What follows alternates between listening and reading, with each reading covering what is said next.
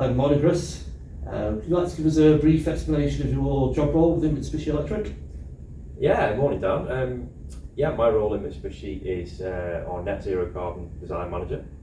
I'm responsible to try and help our clients achieve any of their net zero aspirations using our products and using some of the experience we've had with applying our products into commercial and domestic buildings.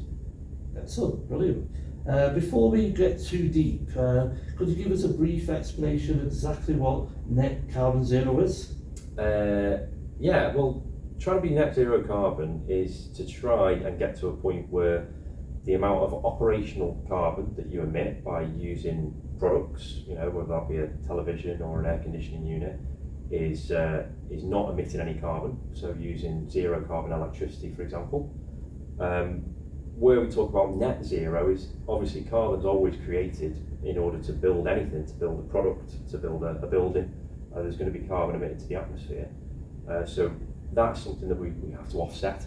We can't really do too much about that. So ideally, if we can offset the carbon that was emitted to create the building or create the product that's gone into the building, and then we can operate that building and operate that product without creating any more carbon, then we end up in a net zero carbon building.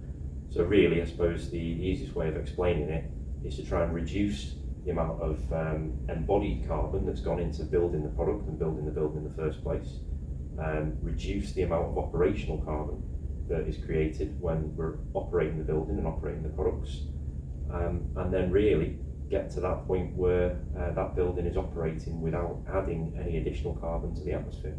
I suppose the next question moving on would be, how could Mitsubishi Electric help our customers achieve them targets?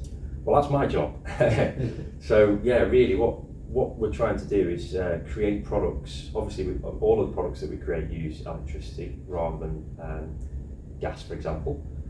So that means that we've got the ability to operate our products with renewable electricity, zero carbon electricity that doesn't emit any carbon to the atmosphere.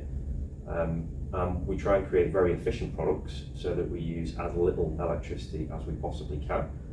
Products that are very controllable so that we can be very, very mean with exactly what energy we do use and try and minimise it and only allow our products to run when they really need to give you the comfort levels, the heating, the cooling, the ventilation, whatever it is that's required. Try and do that in the most efficient way.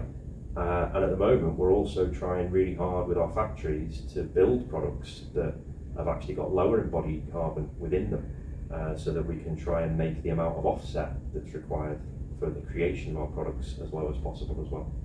Excellent. Can you think of any examples of maybe any of our products that can achieve the net zero? Well, a lot of products that we create can obviously be applied to buildings that want to be net zero because we're using electricity as our fuel source to operate our products. But if we can try and reduce the amount of refrigerant that we use within our products, we can try and use refrigerants that have got low global warming potential, and therefore that refrigerant has got a lower environmental impact, a lower carbon equivalent, and that obviously helps. And as I said, if we can try and run those products as least as possible using intelligent controls. I mean, we do things like infrared sensing so that products only come on when the rooms are occupied.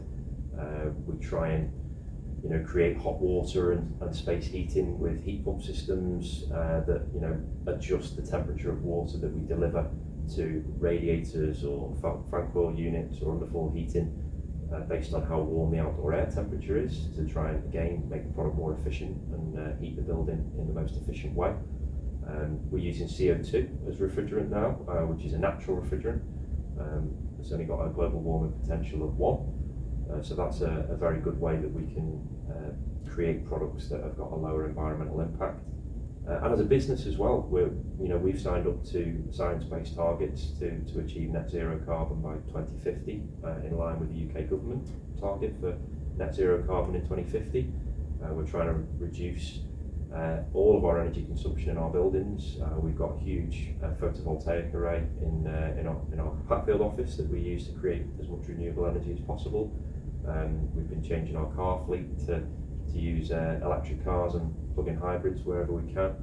So overall, yeah, we're as a business doing everything we can, but also with the products that we're creating, we're trying to do everything we can to help our customers get there as well. Brilliant, thank you. I think that makes it nice and clear. We'll try it. That's the idea. To try and make it as easy as possible. And I don't think it's an easy journey that everybody's on, but it is a journey that everybody's on. We're all signed up to that journey, both in the UK and across the world. So as a result, we're all going to have to try and do whatever we can to help get along with that. And I say for our point of view, we think we've got some solutions that can really help customers, and even if they don't use our solutions, we think we've got some experience and some advice that we can share with our customers to help them on their own journeys. Brilliant, thank you very much.